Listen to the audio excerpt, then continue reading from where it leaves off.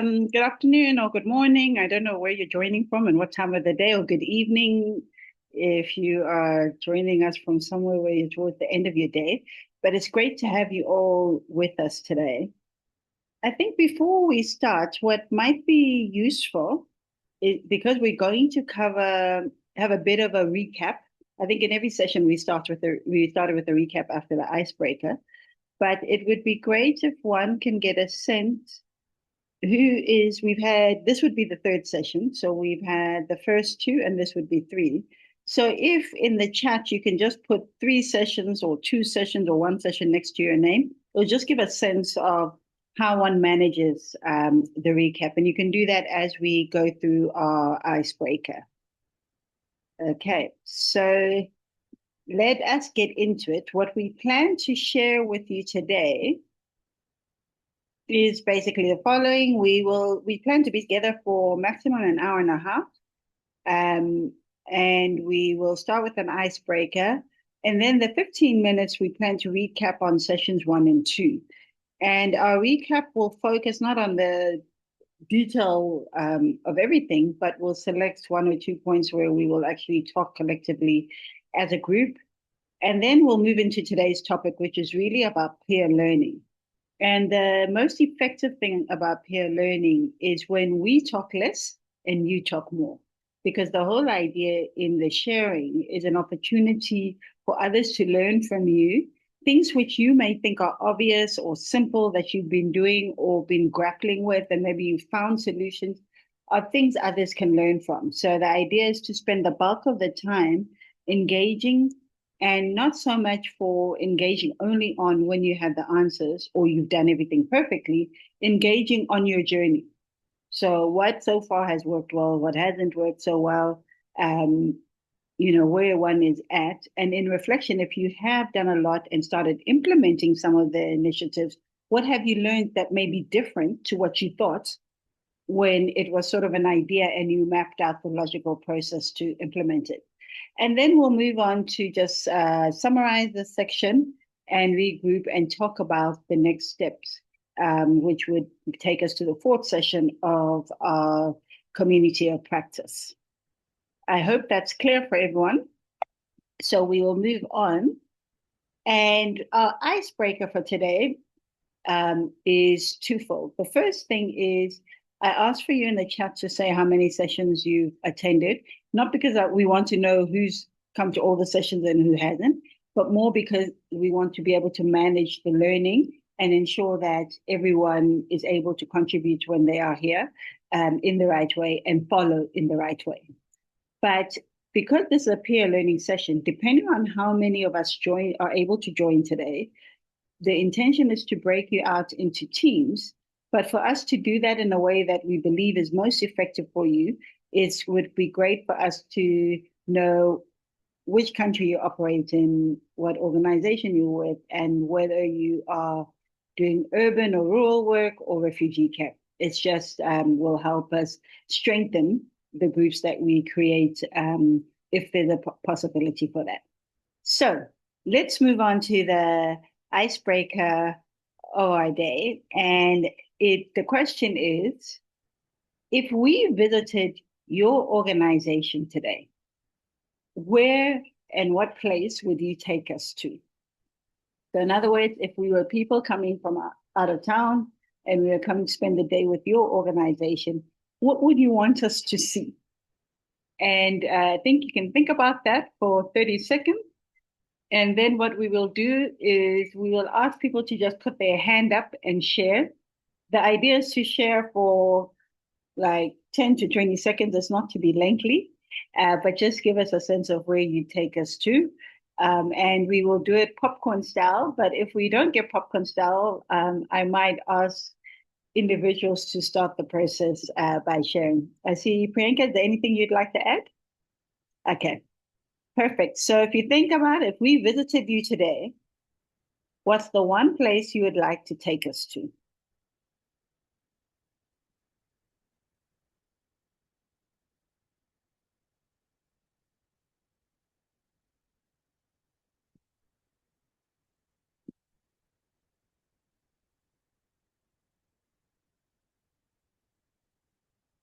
And if anyone's ready to start sharing, you can go ahead and put your hand up or unmute and just share.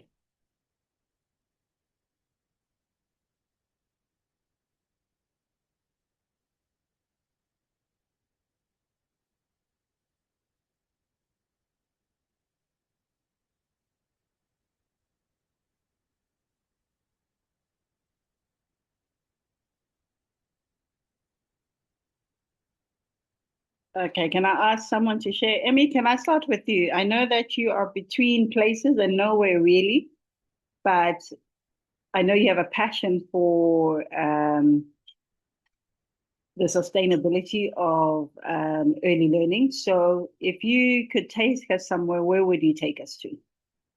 And it can be linked to any organization. It doesn't have to be where you are now, or it can just be anywhere.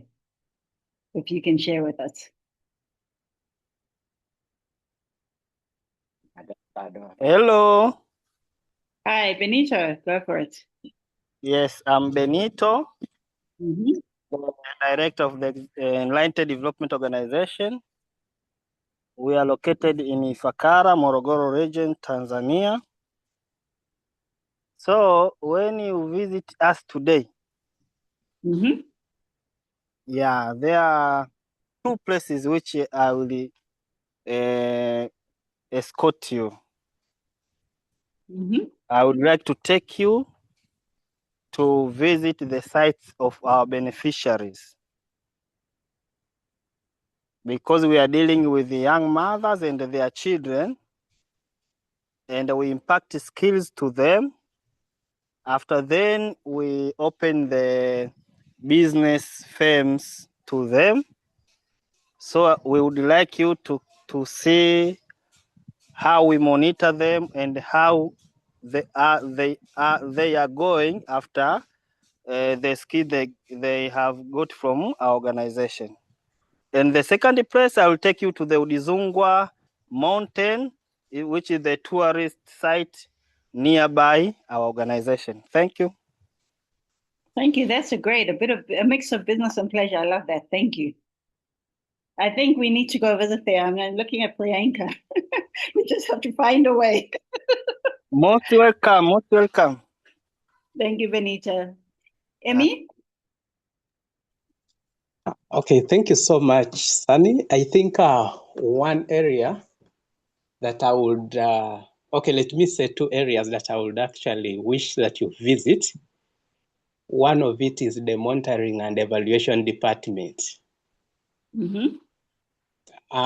Why I so much be so keen about it is because I'm data driven, and it is an area where I've always, in any institution, I look at so much to ensure that the key performance indicators versus what actually is delivered, be it in early learning, is what I would really focus.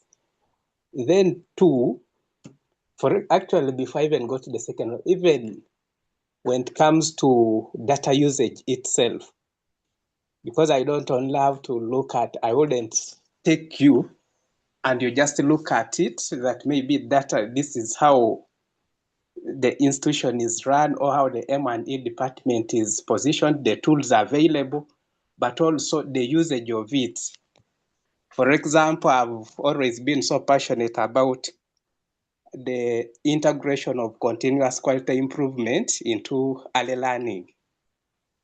And so that is one department I would gladly take you to see how does early learning, for example, the indicator-based early learning, translating into actual performance indicators that are monitored. Yes. Then the other thing is I will take you to actual early childhood department, and there to actually showcase the innovations that are in place. For example, things like the cost sharing bit of it for sustainability, the implementation of the 2-gene model, where parents themselves and the organization come together and come to an agreement on how they will share the costs to ensure sustainability. And that is, for example, one area. If I would use an example of where I was initially before I left, it was those were the steps that I had taken earlier to see that there was that cost sharing. And I hope it is running because it was effectively started. So then also to go beyond cost sharing, like the other innovations, I remember like within the implementation itself, the community-based engagements within early learning itself, that is shifted away from the classroom setting. And then also how the community implementation is sustained, because that is where I also engaged so much to see that there is, I'd started on a study actually called the parent-child playtime involvement. How is it going to sustain all these people, whether in classroom setting context of the ECD or in the community-based contexts? So those are two areas that I would take you in. Then if you could ask me for any other, it would be now the finance department itself. Thank you. Over to you. Thank you so much. That sounds very interesting. And I think you're leading us very nicely into our next guided module as well. So it'd be great to learn from you during this session, some of that as we prepare for that. I see that, who would like to go next? I see Francois is unmuted. Francis, you're unmuted. Here. Hello, Sunny. Welcome. Okay, thank you. Hi, everyone. Do you hear me? Hello? Yes, we can hear you, Francis. You can go ahead. Where would you take us? Thank you. My name is Augustine Ernest. I'm joining from Morogoro, Tanzania, working with Chadi Dignity and Equity Foundation, CDEF. CDEF is based in Morogoro, Tanzania. You are warmly welcome. We have interacted with you during the PRN visit conducted in Dar es Salaam. So where we would take you when you visited us, we would like to take you to one of the child daycare center that we are working with, called Sunlight Daycare Centers. So if you visited us at the moment, is the place where we can take you, and you will see how we engage with the parent there, how we engage with the caregivers, and so on. But on the point of adventures, we would like to take you to Mikumi National Park, where we see various natural animals and the other stuff. Over to you. I think this trip to Tanzania is really imminent. We'll just find a way to motivate. But thank you, Francis. Thank you. I see that Imani Enoch, you're visible. I don't know if you want to share with us, if we visited you today, where's the one place you'd want to take us?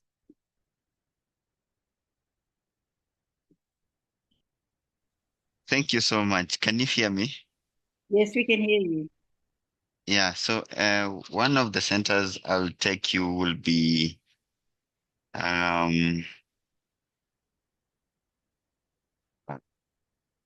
where will I take you?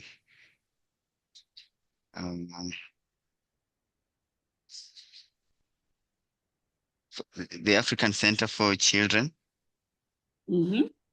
It's within Nairobi. So it convenes various children, bringing them together. It's an ECD center. Oh, wonderful. Yeah. But again, beyond that, I will also take you to Nairobi National Park, where you can be able to just have a view of the various safaris. That would be awesome. I know that the wildlife is amazing in Nairobi. The one time when I was there was a lion walking on the street, but I don't think that was so amazing. But, Yes, yes. but thank you Yeah. so much, Ivani. Elisante, I saw that you had your camera on. Would you like to share where you would take us?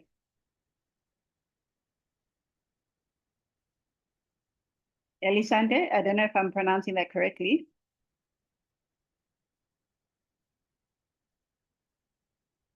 Okay, you're muted. I don't know if you want to unmute.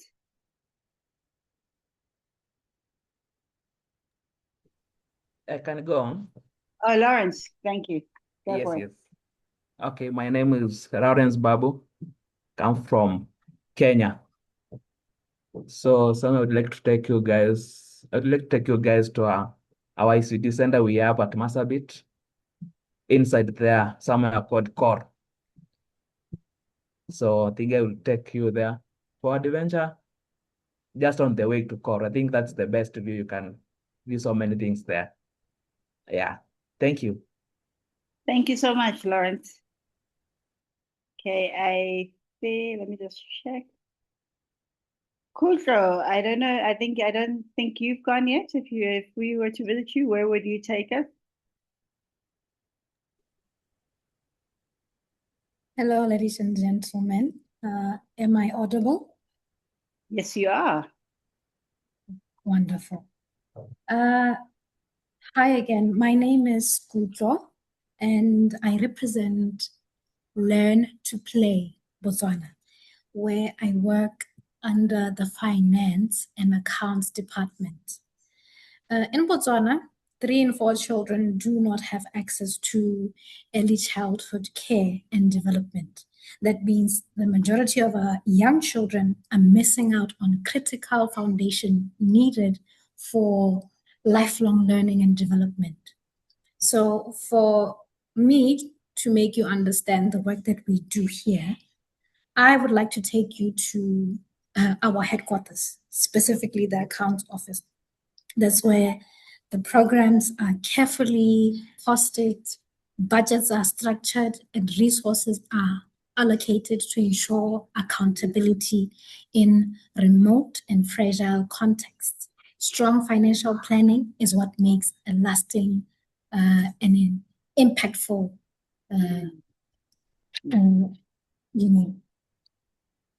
Thank you. experience. Then, Mhm. in that visit, I would also take you to one of our 11 communities in the outskirts of Gaborone, specifically in Dukwi. Dukwi is around 450 kilometers away from the capital city of Botswana, Gaborone, and where I would like you to, engage and to see what the Matla Mamas do. And what are the Matla Mamas? The Matla Mamas are, the teachers, the facilitators that actually hold these classes on a daily basis until the children graduate. So you would have that experience of, the costing, what goes into, what is needed to, and then go into the field to see the impact of the penny that was invested into, our organization. Thank you so much. Thank you, Kudro. That sounds awesome. I think we haven't heard from Alan Waju. Onitan is the surname. I don't know if I'm pronouncing that correctly. I see it's double O. Are you able to unmute and share with us? If we visited you today, what's the one place you'd like to take us to?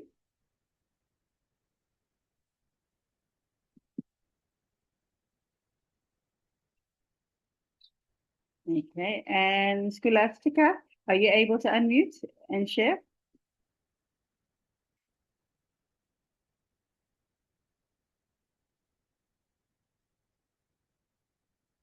And I don't know if there's anyone else. Elisante, if you can hear me, maybe you can unmute and share. It looks like some of our colleagues are struggling with unmuting at this moment in time. But I think, if you think about what colleagues have shared with us about, one, that everywhere we work, there is opportunity to see our work in action. And that's a really powerful thing. And then secondly, in those very same communities is opportunity to see the wonders of life. And I say the wonders in terms of whether it's nature reserves or whatever it is. And I think that's a beautiful thing. And we often underestimate that although we're servicing areas that are vulnerable and needy, often there's no beauty in that sense. And so I think it's wonderful to know that there's opportunities to see both in the communities in which you operate. So what we're going to do the next couple of minutes is we are going to recap on the first two sessions.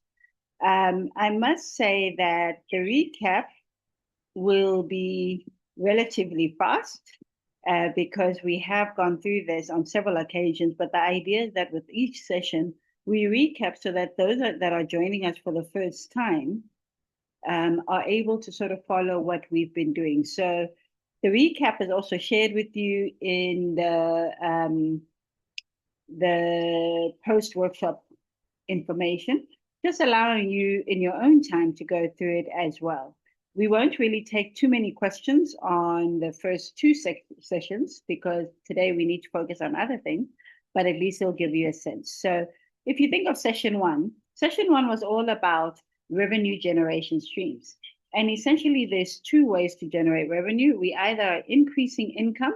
So what are the things that already exist in our communities that currently we could use to convert and monetize them? At the same time, as you improve your income, you want to reduce your costs. So are there cheaper ways to actually reduce the cost for sites? As we mentioned, some of you mentioned, we'd go to the headquarters, to government, we'd understand how monies are allocated. There was talk referencing of cost sharing models and so forth, different ways to share the cost responsibility within our communities.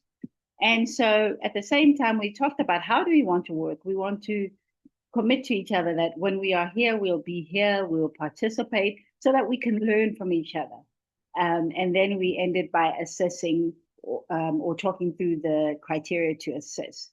What we did do is when we were identifying and people were just sharing what opportunities exist, sorry about that, we're sharing what opportunities exist.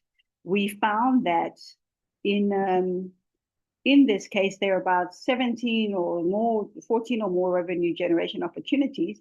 And the interesting thing is that all the opportunities can be clustered into 5 categories, either public institution, parents, products and services, events and experiences and centers. And I hope when you look at this, you see opportunities that you hadn't realized that you also have, especially in terms of opportunities to generate income. Then part of the thing was to say, if you weren't in those sessions in detail, the idea was to come out of the session and say, which revenue opportunities is your organization seeing and wants to think about as part of this process in our community of practice and actually work through. So taking those opportunities, we then moved to session 2, where the pre-work was to start thinking about how you would answer certain questions for the opportunities so that you are able to determine which opportunity you should start with or what you need to do to realize that opportunity. And we looked at 6 criteria. These 6 criteria are in your toolkit, and you can find them there, and we have shared those details. But the first one was target audience. You know, who is your primary target audience?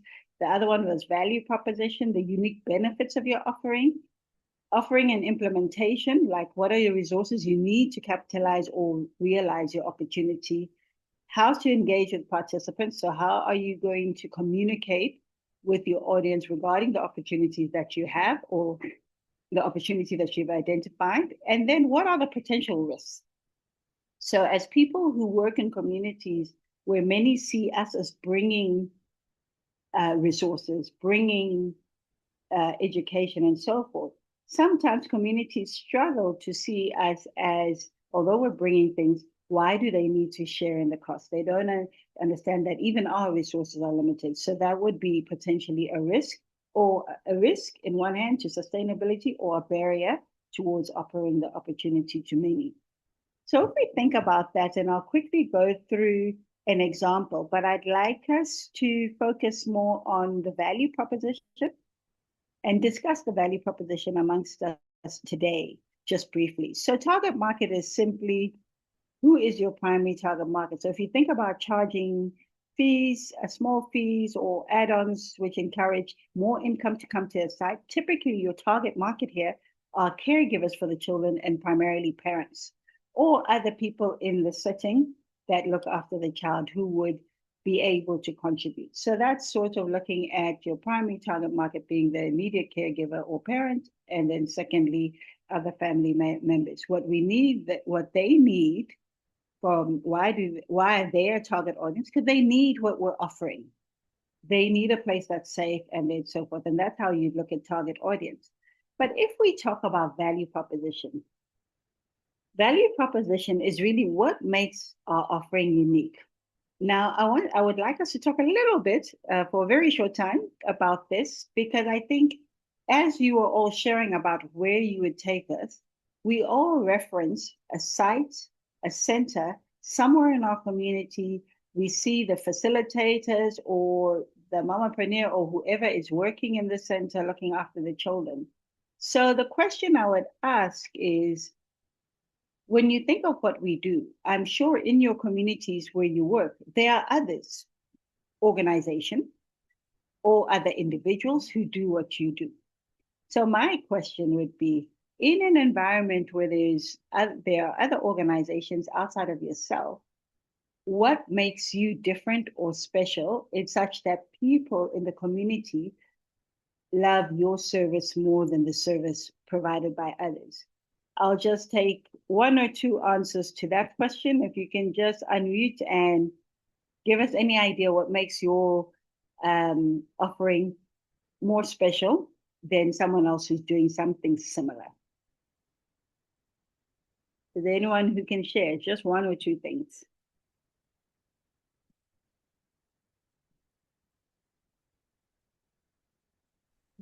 Okay, you're all very quiet. No one wants to share what they're doing. You're obviously doing something right. Yes, Emily. Yes, I think for me, what I've always been doing unique from others is the community involvement itself for the beneficiaries. That has always helped me and them to work towards a targeted goal, and as well involve them in monitoring to own what I'm making. Thank you. Yeah, I think that's very powerful. I mean, one, the community endorses. I mean, you're just reminding me of an organization I worked with, SmartStart. We had different partners working with us to implement the program. And in some areas, you had a situation where the community would appoint or decide the person who could be a practitioner, although sites were running from home. It was a home-based program, but you still had community endorsement. And in other communities, that wasn't important, but that did set us apart in those particular communities where that was relevant. So I think that's a great insight. Welcome, Andrew. I see you've just joined us. Not to single you out, just acknowledging that you've joined us. Anyone else want to share anything about the unique value proposition in the community in which they operate? Scholastica, yes, please share with us. Hi, everyone, and thank you for the presentation. I've just joined lately, but from our end as BRAC, specifically in Tanzania, we are implementing the community-based ECD centers. And as you are aware that in our environment, in our communities, there are so many organizations and the other daycare centers which are operating nearby. But for us, what makes us unique and attract most of the parents to send their kids to our center is number one is the involvement, which the first speaker has already explained about it. How do we engage the local authorities? How do we engage parents in every decision making? For example, we are involving them on the fee, or like what amount do they want, or what amount of fee are able to pay. And also we are involving them in material development workshops. We are like coaching and training them on how to develop just playing and learning materials within the centers, and also when they are at home, they can also develop by their own. And something else is our play-based model curriculum, which is it's not so much. You cannot find it in most of the daycares in our communities, because most of the daycares, they focus most on the content-based. But for us, we normally engage the play-based model, which attracts most of the parents to bring their kids in our centers. That's a few things that are unique from. Thank you so much. I think for the rest of us on the line, we're realizing that it's not so much only what we do, it's also how we do what we do. And so when we think about value proposition, it's very much thinking about, we're doing this service to uplift our communities, to have impact on children, but how is what we are doing different and more impactful than someone else who may be doing something similar? So that's thank you for that. So if we move on from value proposition, offering and implementation. Yes, Emmy.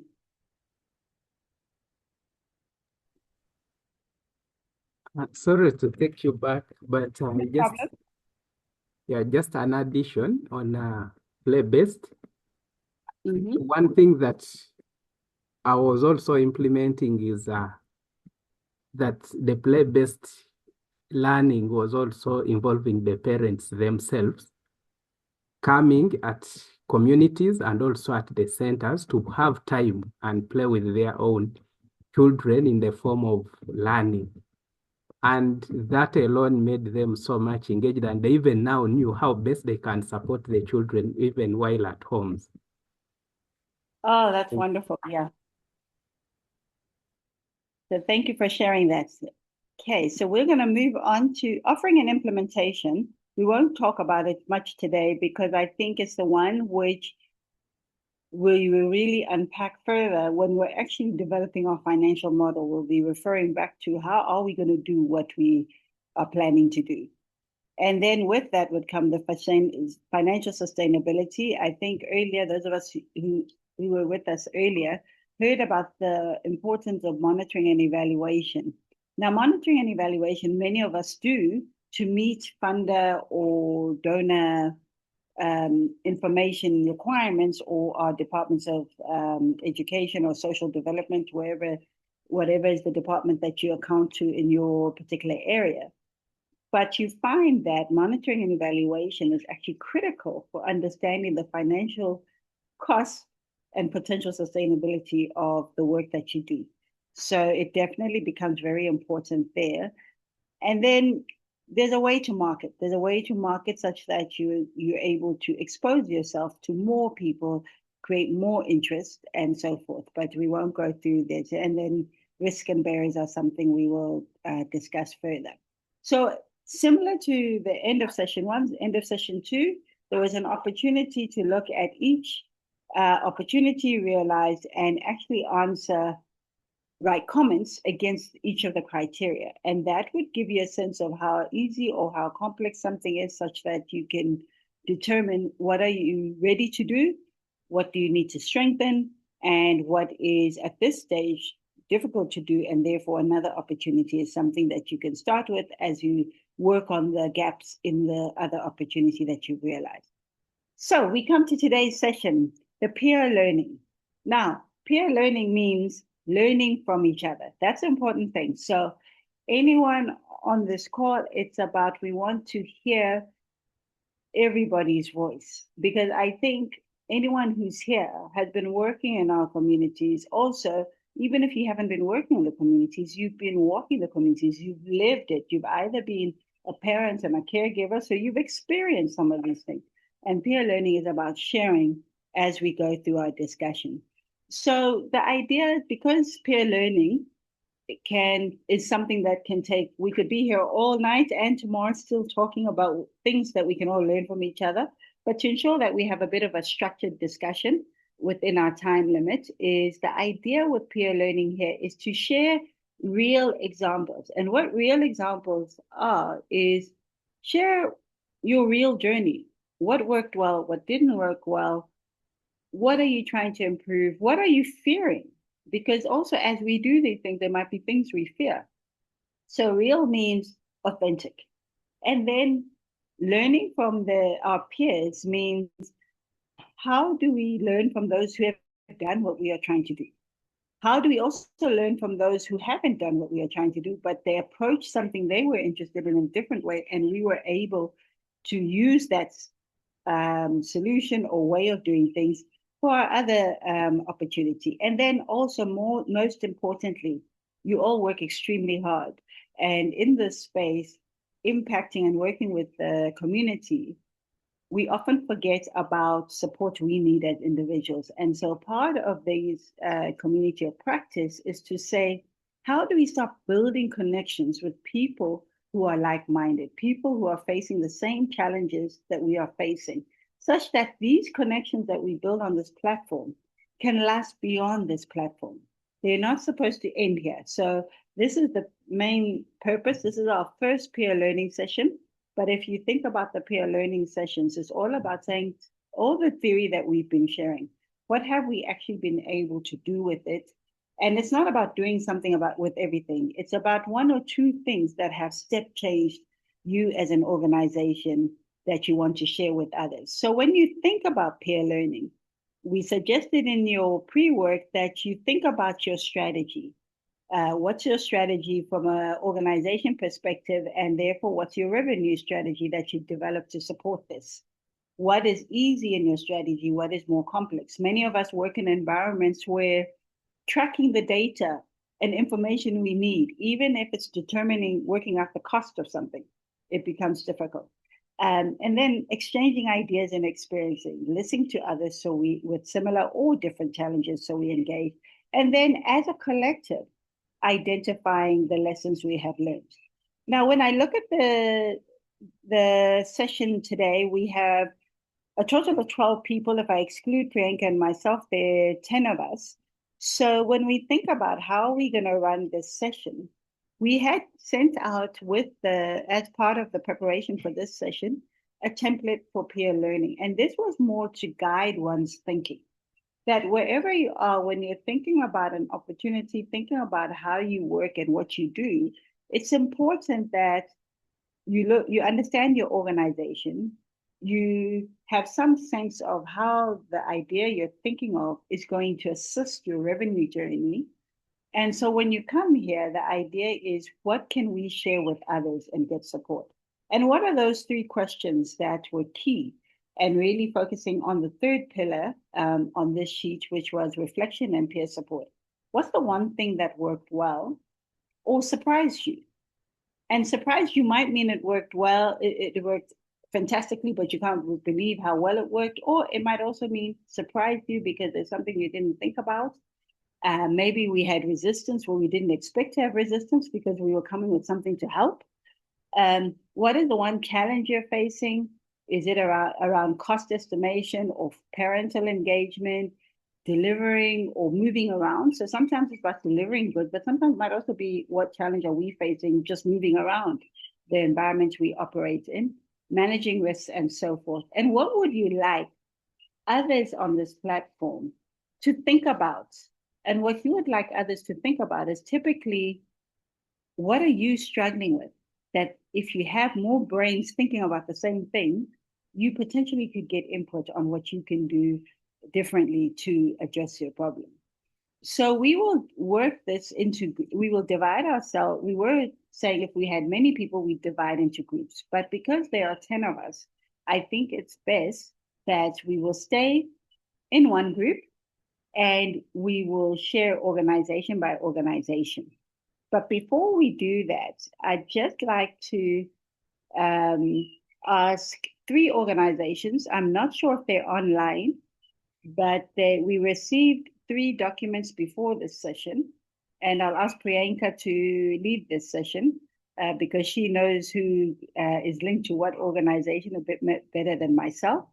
And so really what we'd like is that as we call your organization, if you are here, we'd just like you to share with us the 3rd pillar, the 3rd block, if I could call it that. And that's really what, so that others can reflect on your input to the 3rd block. So what we will do is we'll hear from the 3 organizations, and then we'll spend some time as a group talking about what the 3 have shared with us. Okay, so as they are presenting, take a note of your question, your thoughts, or whatever it is for when we move to the discussion sessions. So I will hand over to Priyanka at this point. Thank you, Sane. So we have 3 organizations. We can go through them in any particular order, but the first one that we got was from YAPD. So that is Youth Association for Peace and Development from South Sudan. If there's anyone on the call from there who would like to take us through your slide and your template and your revenue strategy, that would be lovely. Is there anyone here from the organization?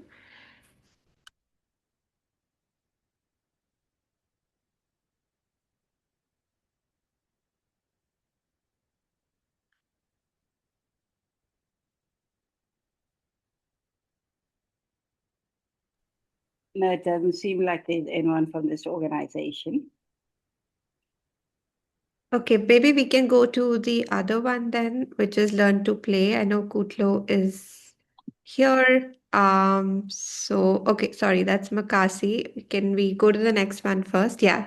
So we have someone from Learn to Play here. So Kutlo, thank you first for filling this template beforehand, so we can easily jump into your revenue strategy and some of your learnings, but also spend a little bit of a discussion time on just questions that you have for your peers or where you need support.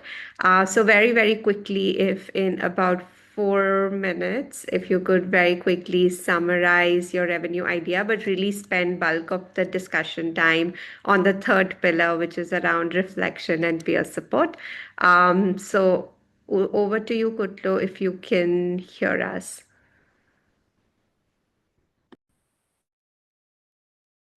Thank you, Priyanka. I'm Kutlo from Learn to Play. Like I mentioned, we deal with providing mindful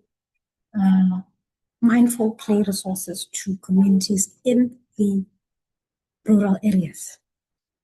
Reflection and peer support.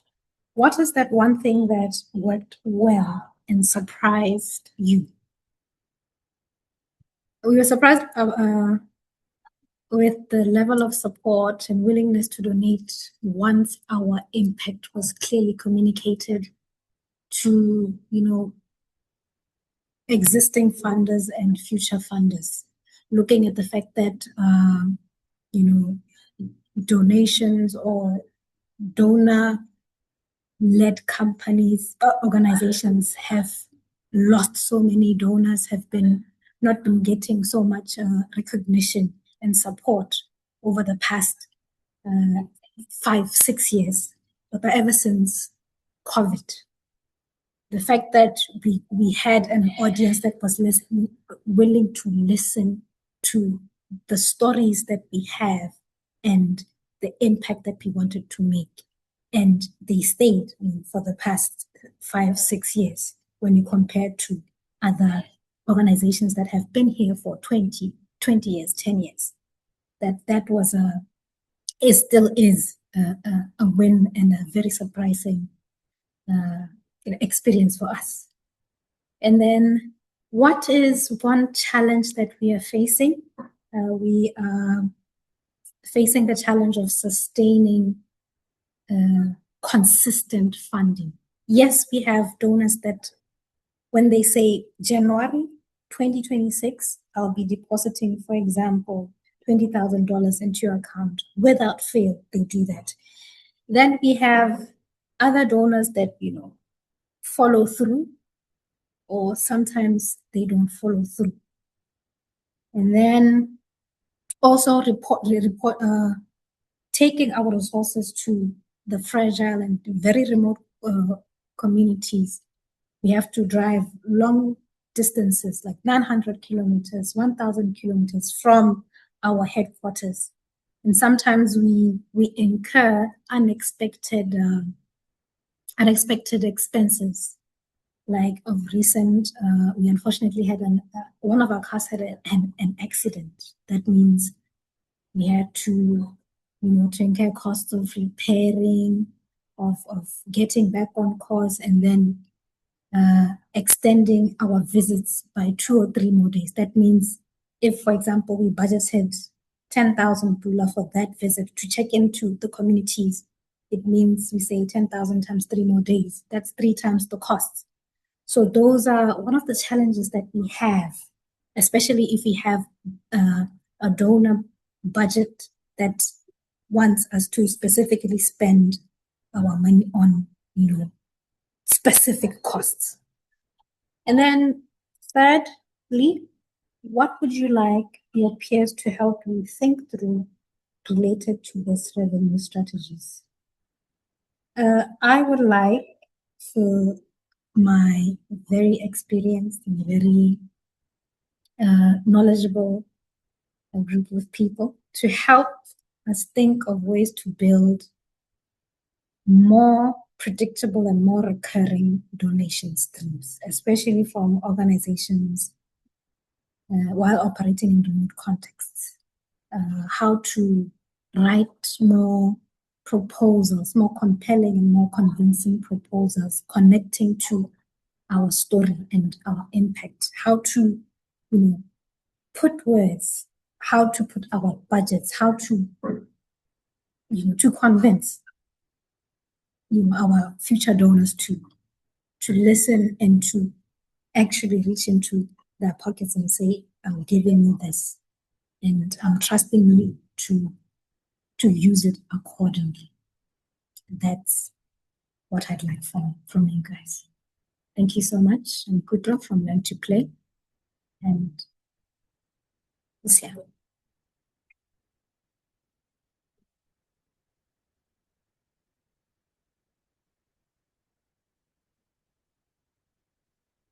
I'm done. I don't know if I'm still audible. Yes, you are audible. Okay, so I think before we move to the next one, I think it's good we can just change and probably reflect on what Kudlo has shared with us. Has any answers or thoughts to the things she articulated around the supports? If there's anyone here who is winning with donor, and managing revenue streams with donors and proposal writing, anyone who can share their experience or what they've done, even if they haven't seen the results yet, but what they maybe have started to do differently.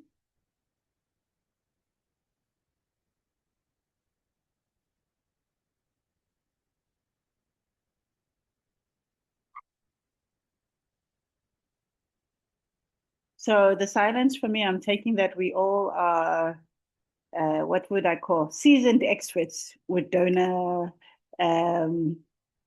working with donors. Emmy, I see your hand is up. Thank you so much, Annie. Yeah, I would want to say something about donors.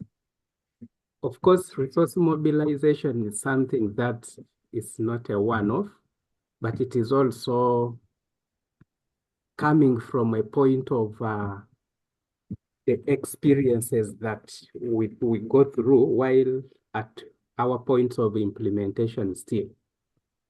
I would maybe give my own advice on how I do, because I write proposals.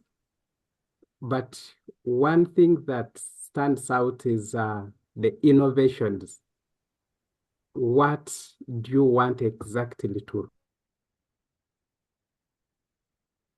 point of the uniqueness of what you intend to do, and then clear understanding of the organization or the donor's interests.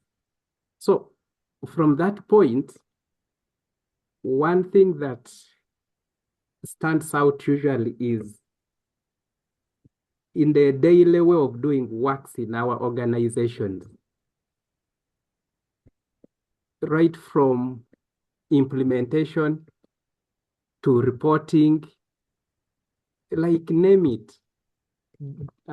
It starts right from us understanding that the gaps that existed upon implementation,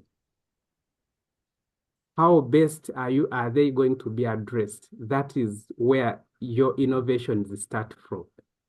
And then the other critical thinking. So that is one area I would maybe advise. Then two is proper mapping of the donors. Over time, I don't know, there are quite a number of platforms where these donors are, and they're always there, but it is something that requires, just like we implement in a fragile context environment. So we've implemented through resilience kind of, so is proposal writing. When we are writing, we have to be resilient, keep writing as multiple as you can. And then two, or lastly, is having a reviewer, independent reviewers, or instituting a grant management team within the institution that is capable of giving that technical expertise, because you may have the good ideas on board, but then putting them into the donor context language becomes an issue. And that is one thing that brings in quite a lot of issues. Maybe, Sana, I would say when it comes to donors and resource mobilization is quite a big topic. Yeah, something that may not be exhaustively finished here. Yes. But I would be willing to add a voice in an appropriate time, maybe. Yeah, thank you so much. Thank you for your inputs. Anybody else had experiences with donors that we can share where we've managed to increase our level of predictability, or in terms of the money coming timelessly and or the money coming every year as such? Anyone have a strong relationship with the donor that they can maybe share with us and explain what they believe is making that relationship strong?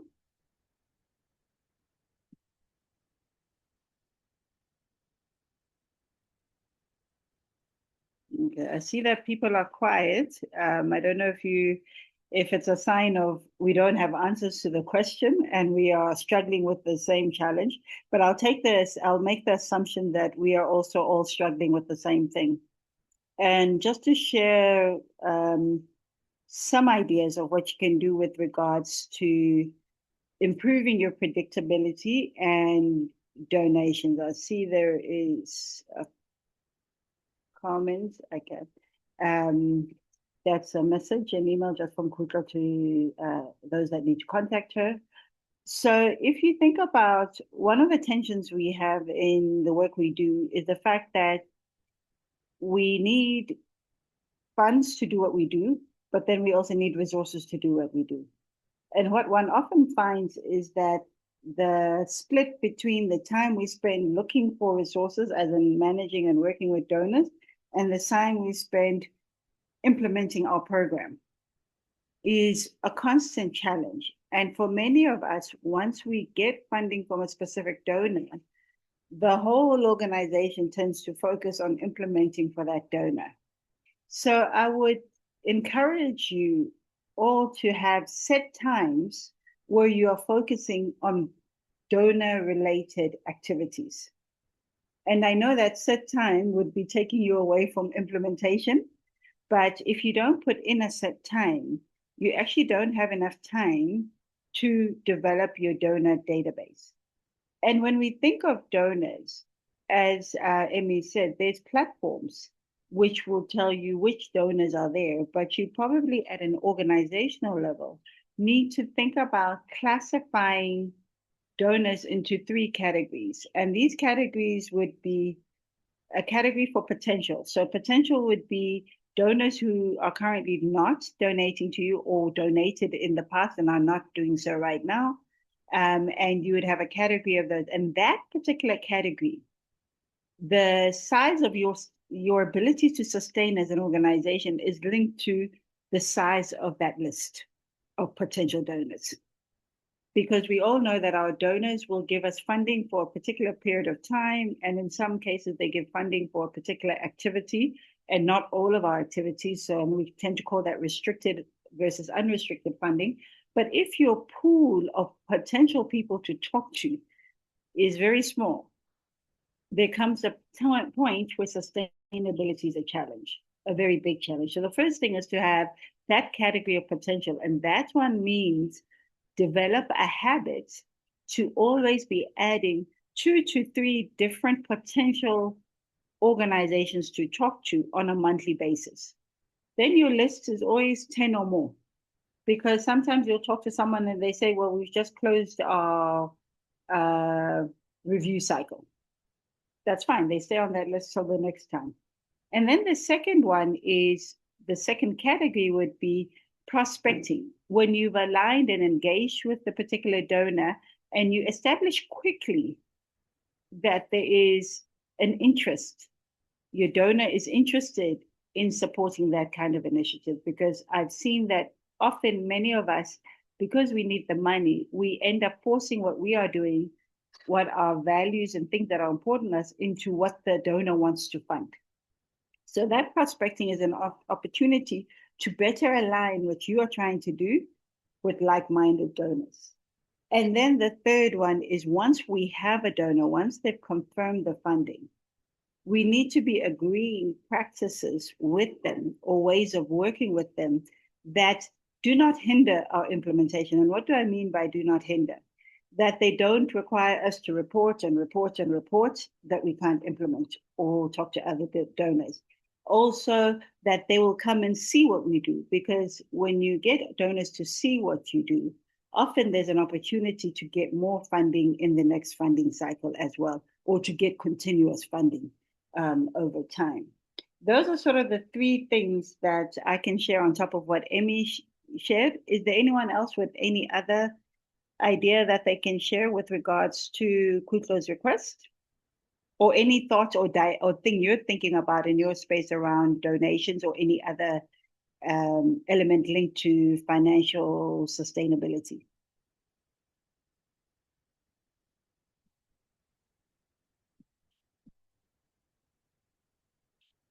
Okay, I think we seem to be, oh, there's Emmy again. Go for it, Emmy. For the other thing that I can add on top of what you shared to us is also mapping them within, maybe an institution should not only look at external donors, but we have also partnerships within the area where implementation is going on. So an organization could decide to map the institutions around or NGOs around them, and then do physical visits and share out the ideas. At times it makes more sense for these in-country organizations when someone does a physical visit to discuss physically with. You make an appointment and it becomes a little easy for them to earn their trust when they do physical visits to them. 100%. Thank you, Emmy. And I see that Imani on the chat has put that storytelling being another way of telling your story. And I think that the power of storytelling it's you're bringing out the live and lived experience to your donor, and because donors will donate, although it's all about money and facts, they donate on emotion. And so bringing the emotion and success stories of what we are doing, and also the challenges, is really, really impactful. And then, as Daniel is sharing here, it's another one is to ensure that you have visibility in local networks and social media.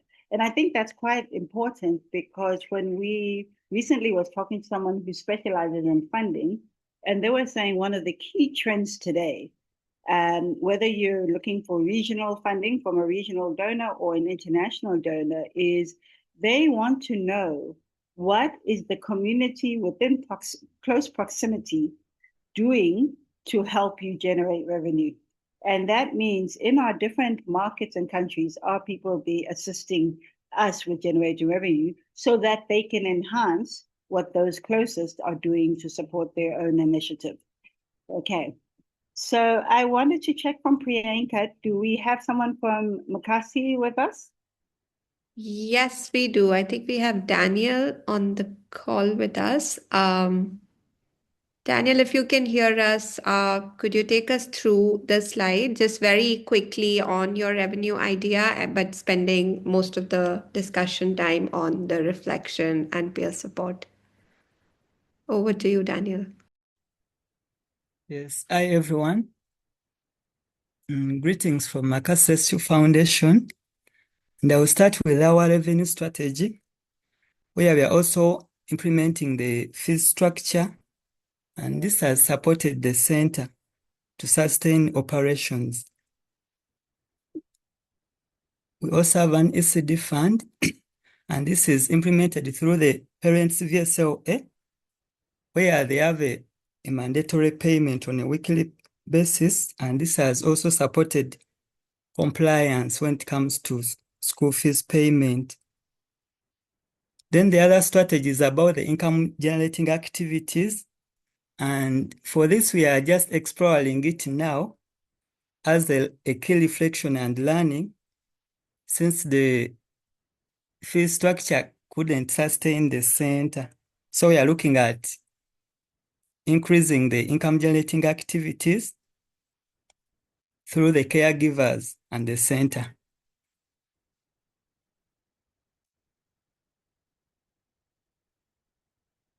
Then when talk about the reflection and peer support, one thing which has worked is that our parents, refugee parents, have maintained the fees payment. Previously, as we started, like Lawrence shared, it was kind of hard for them, as they had those conceptions that education has to be free and all those comments. But for now, they have really adjusted. And this has been appreciated with a 93% increase in fees compliance as of last year, 2025. And we have this one particular parent in common who has surprised us with a weekly payment of 10,000 UGX. Within the center, one of the innovation we had taken on was to introduce a 50% fees payment at the start of the term. But within the urban context, this has not really worked well. So our parents were more innovative, and they instead partitioned their fees into phases. In a week, a parent can pay 10,000, another can pay 15, 17, and by closure of business, each and everyone has paid. Then one key challenge is running an ECD center, especially in the urban, is quite costly, whereby centers cannot only rely on fees payment alone, but you have to be innovative and look for other sources of income. And yeah, that's where we are now trying to explore generation of more income through the income generating activities by the center itself. Because previously we had worked on parents with the introduction of income generating activities within their VSOAs, it has worked and they have really participated in fees payment. But when it comes to the center, it's now us to think again on how we can also come up with those ideas and increase on our income generation. The last part, I would also like our other peers to share learnings on how they have managed to set up, those who have managed to set up income generating activities in their centers, to share with us what has worked, what has not worked, so that we can take a leaf from them. And in a nutshell, that's what we have managed to come up with. Thank you. Thank you very much, Daniel. Let's hear from your colleagues. Daniel's questions were clear. Can any of us, one of us, share anything that you've done in your community that has had impact in helping with reducing costs or increasing income? Even if it's not necessarily in urban areas, it would be very beneficial for the group.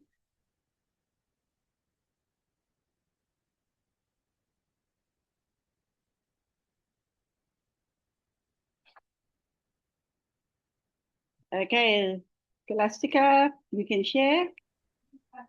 All right, thank you. One thing that I would like to share, and actually it's a strategy which we have started implementing this year. So I'm sure it will work, but I wish I could have this platform again to share the feedback on what we are implementing. But for us, what we are doing, we support the young women to establish and run their own community-based ECD centers. That means these ECD centers act as a business. It is a business for them. So we support them for a year, like providing rent, providing materials, we train them. All the basic needs to establish and to run community-based ECD centers are given for the first year. And then for the coming years, they have to stand by their own, to operate the center by their own. So it's when we introduced the fee from the parents. So the parents have to contribute a little and to contribute for the food, and also to contribute for, we have a school, we have the center fee, and also we have food. So after 1 year, then we thought of, because these initiatives needs to be needs to be scaled up to other communities and reach more children, and also reaching more young women out there. And we thought of how are we going to reach more young women, and how are we going to reach more children also. So we thought of like a fund revolving approach, where these young women, we have added the package a little bit from the same money, like from the same amount which we were given from our donor. So we added we added our investment a little bit, and then we asked these young women, the caregivers who are being supported, that after 1 year or after 3 years, you will bring this man back. It's like a grant. So you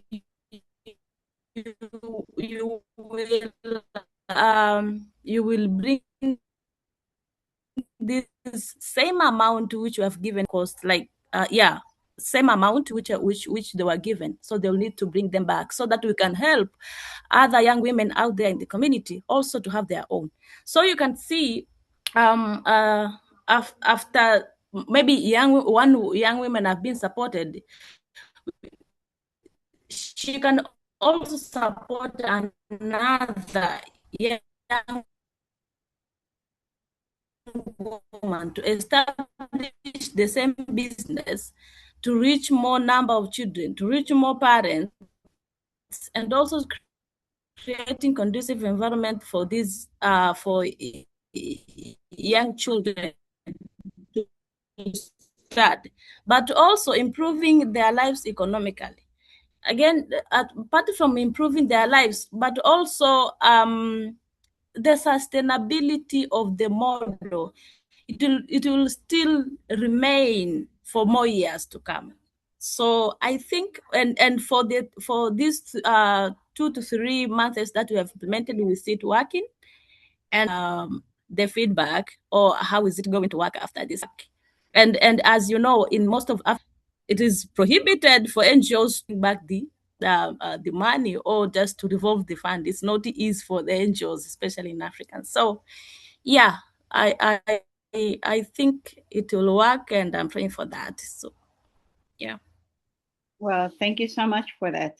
I think there's sort of, just to summarize what she said into in 2 or 3 buckets, is the first principle is, how do you recover costs from those you can? So if you think about the model that you currently have, do you need to continuously support sites after a certain amount of time fully? Maybe for some of you, it's partial payment for certain pieces, etc., to allow you to be able to create some sort of space to be able to support others or enhance your services. And then what I found very interesting is people repay the actual value contributed, even if they repay over some time, which is a very interesting concept in our space, because we are very much givers and we believe we shouldn't take. Yet, financial sustainability, and when you start looking at everything you do in terms of revenue impact, it becomes about how do you get revenue and how do you circulate revenue so that you're able to move that revenue you're using to support others. Thank you for that input. Does anyone else have anything to comment on as we move to close out? I don't know if YAPD is the other organizations here. Let me just check that first. No, I don't think they are here.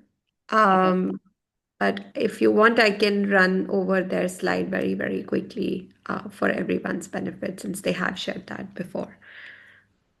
Okay, I think we've had good engagement. Emmy, let's take a question from you, and then I think we'll move to next steps. Emmy, you were going to say something? Yeah, I think it is just something to ponder or think about when we are looking at early childhood development, more so for organizations that are in that space. And then there is usually that age below 5, which is not so much considered.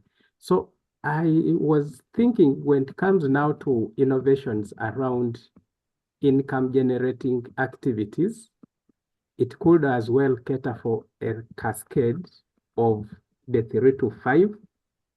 And so this calls in the idea of the child care units.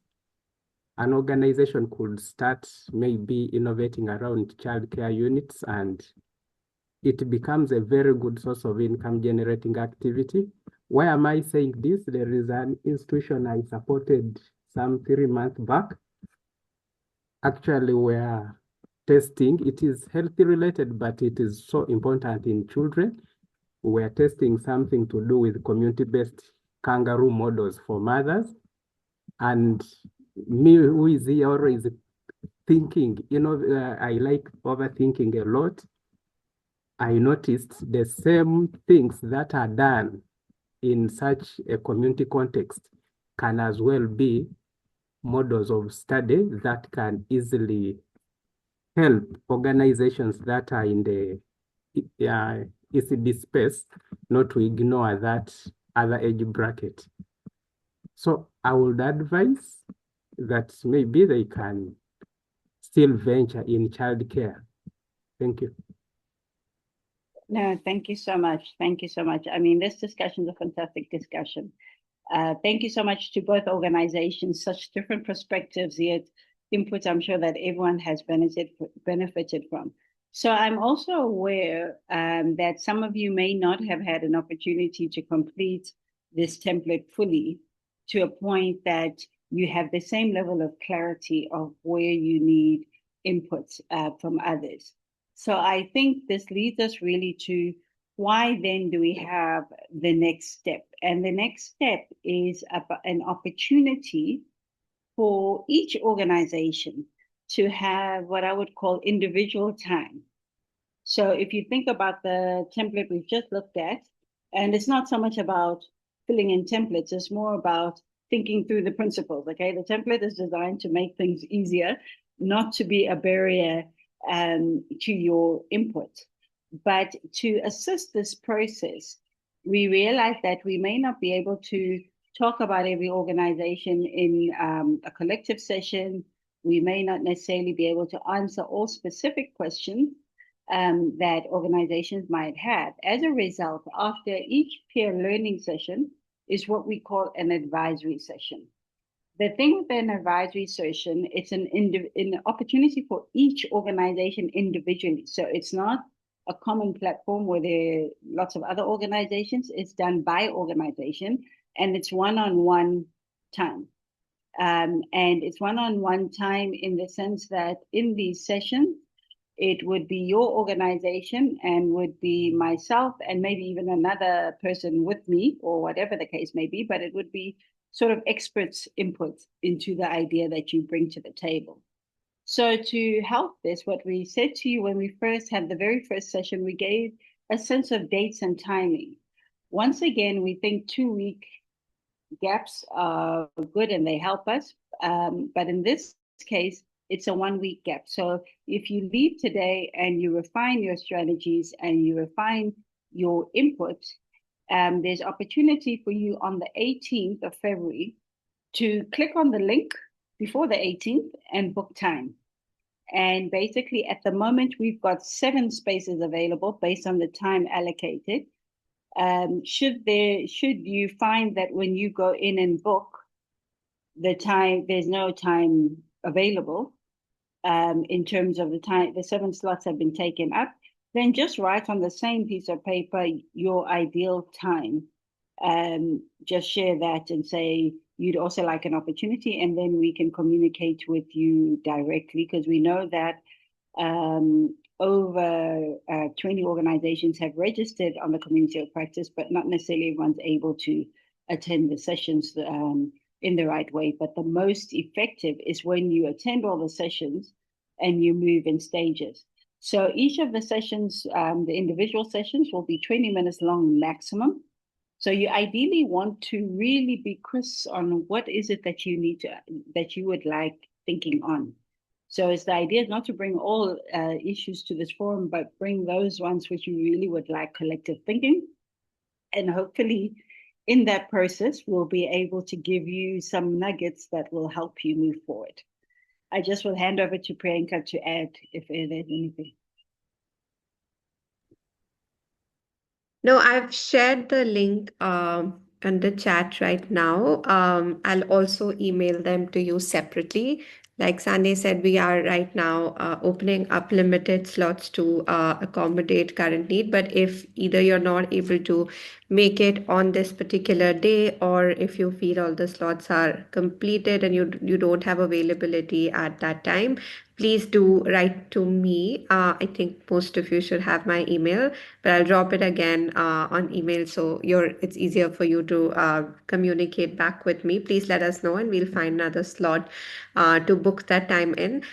I would just highly recommend all of you to use this opportunity to really refine and think through some of your revenue plans.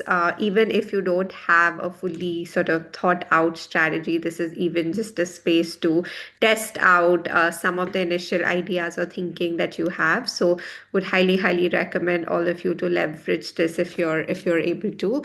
We've set them up for 20 minutes each, so it's really manageable for you to fit into your schedule. But in case you would need a slightly longer time, please let us know. But we did this intentionally, so it's not taking up too much of your calendar time, but it's also just giving you a space to really think through some of these ideas which you probably don't get to engage with in the nature of your day-to-day work. So yeah, please do join us for these office hours. And we'll also do some feedback after sort of this first cycle is over, just to make sure that we continue to make these spaces sort of useful for you. In case you are not able to present today, but you have any questions that you would like support on from your friends and peers in this meeting today, please feel free to use that email thread to directly even write to people, or if you feel more comfortable to write to me, I'm happy to circulate your questions with the wider group and make appropriate connections where possible. Yeah, I think so. That's from us. After this session, the office hours is done. We'll send you a little bit more of an update on the next two sessions, which are going to be around financial planning and financial management. So I will send you an email about that. I think, yeah, we also just wanted to apologize for the number of times we've had to ask you to keep re-registering for the same community of practice. We've actually moved to a new technology platform, and right now it's not set up to schedule sort of multiple meetings together. So we have to set them up as separate meetings at a time. But we're moving to a place where it's easier in the long term, that if you sign up for one community of practice, all the subsequent sort of meeting invites are already put in your calendar. But please just bear with us as we kind of transition to this new technology platform. So thank you for all of you who've been constantly sort of registering to every new event link that we have been sharing, but we'll try and streamline this process going forward.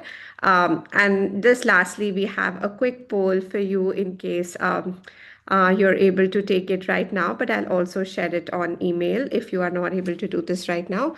It's just a quick, like 3 questions on your feedback on the session, and if there are opportunities for us to improve this going forward. So if you can take that, we'd be really grateful to you.